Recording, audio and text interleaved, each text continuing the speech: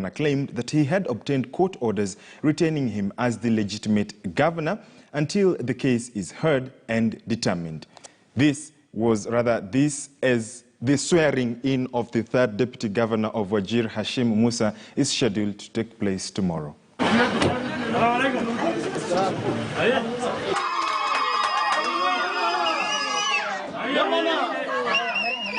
Jambo hili ya kisiasa iko katika koti na koti itaamua, lakini kabla koti bado haamua, tumepatiwa kisheria ya kwamba mimi nitaendesha kazi kama governor ya Wajir kama vile mlichagua zamani.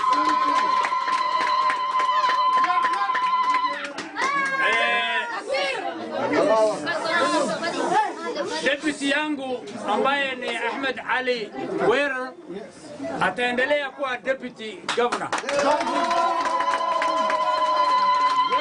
mpaka sukule hii kesi itaamuliwa katika kotini.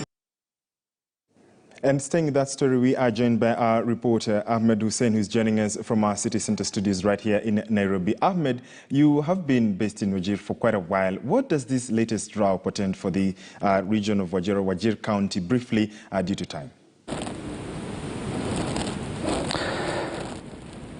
Well, this rather brings more confusion to the residents of Wajir, who for a long time been going through a lot, because remember that the whole process after the impeachment and the swearing in of the governor, that is Ahmed Ali Mukhtar, there was still been confusions because the former impeached governor has been attending the Council of Governors meetings sometimes, which has been creating rather more confusions. And yesterday morning in Wajir town, he arrived and thereafter proceeded to the county commissioner's office, where he rather served conservatory orders from the court, which he says is reinstating him, or rather giving him the legitimacy to lead the county. And therefore, the one thing led to another, and him together with the Wajir East MP, as well as a crowd of people, broke into the governor's office.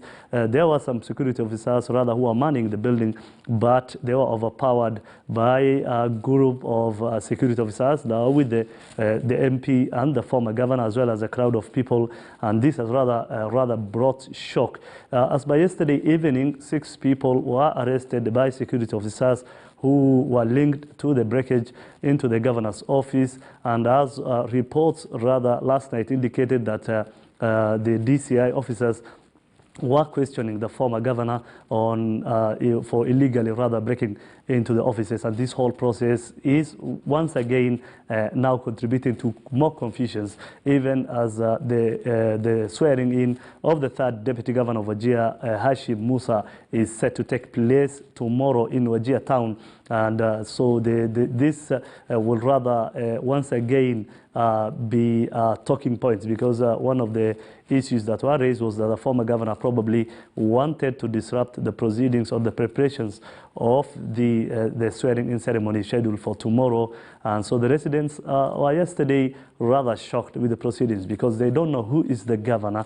The governor is, the county government is facing huge challenges. Remember, the former governor was impeached because of the health standards in the county. The county government, through the current governor, has been working on how to restore sanity in the area, including the oxygen plant that was brought some few weeks back, set to be commissioned probably, as well as some other important water and agricultural projects that the county is working on. So this whole process, the way you said, is all but bringing more confusions to the public, who have been left rather shocked by yesterday's proceedings. The town was in utter kind of a new or rather ongoing crisis. The county government is one of the hardly hit by the drought that is currently ravaging through in that place.